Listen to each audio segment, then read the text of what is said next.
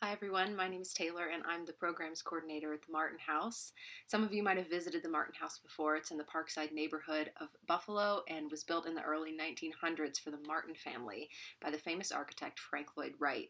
Now it's a museum that people from all across the world visit, and you can see a picture of it here.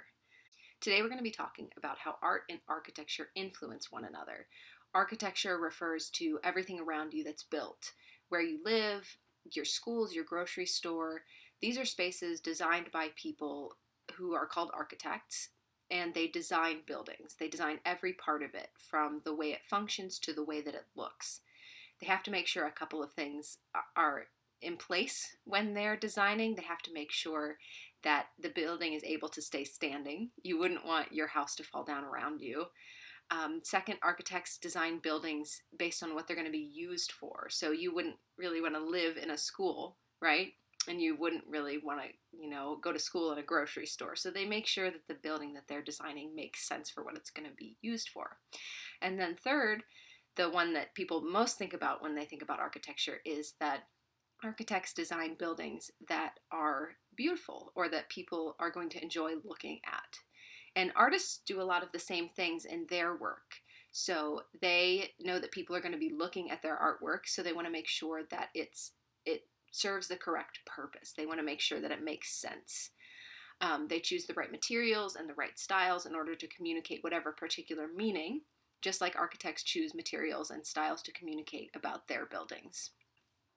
But today we're going to be traveling a little bit further away to Alabama in a small town called Gee's Bend. And it's surrounded on three sides by a river, so it's somewhat isolated. And even today it has less than 1,000 people who live in it. Because the town is relatively isolated and has been for centuries, society and culture there has been able to develop without a lot of outside influence. And one of the main productions of the town is quilts. Now, the people who made quilts historically and still make quilts today talk a lot about how the quilts serve both a functional purpose and an aesthetic purpose. In the past 20 years, museums have staged exhibitions of the quilts and have spread the knowledge of this town's wonderful art and the artists. Quilts themselves are often very personal reflections of the people or person who made them. Many of you might have a quilt in your home, given to you by someone you love, perhaps. Think about what a quilt looks like, even if you don't have one. It has overlapping patterns and often has many different colors. The quilts of Gee's Bend reflect life around the townspeople. Many of them are abstract, which means they don't show things that are recognizable, and they use geometric shapes such as circles and lines. Here's an example from the Martin House of an abstract. You can see the depiction of the Tree of Life window, even if it doesn't look exactly like a tree. Gee's Bend quilting style that I want to talk about is one that's inspired by houses and bricks. So here we can see the intersection of art and architecture and how the quilters were inspired by what was around them. In this quilt, can you see the houses and bricks? Do the corners remind you of the ways your walls are shaped?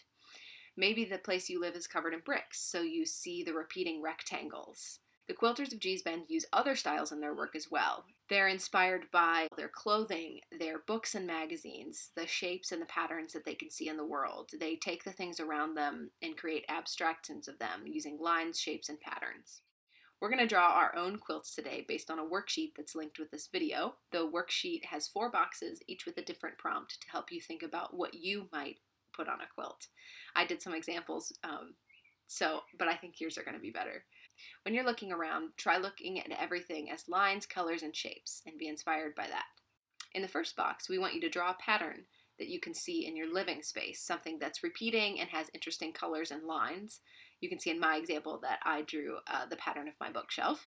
In the second, we want you to draw an abstract image that isn't inspired by anything at all. I drew one with a lot of circles and triangles, since I just liked the way that they looked together.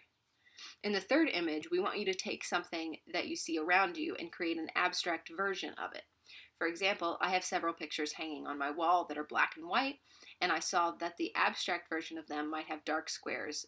In the fourth box, look at the outside of your house. What do you see outside that might make an interesting quilt? In my example, I was inspired by both the bricks and the siding outside my apartment. I hope that you take some time to look around and see the patterns and shapes that make up your world and think about what kind of quilt you might make inspired by the quilters of Gee's Bend. A special thanks to Souls Grown Deep website, where you can find a lot more information about these quilts and the quilters who made them. Thank you so much.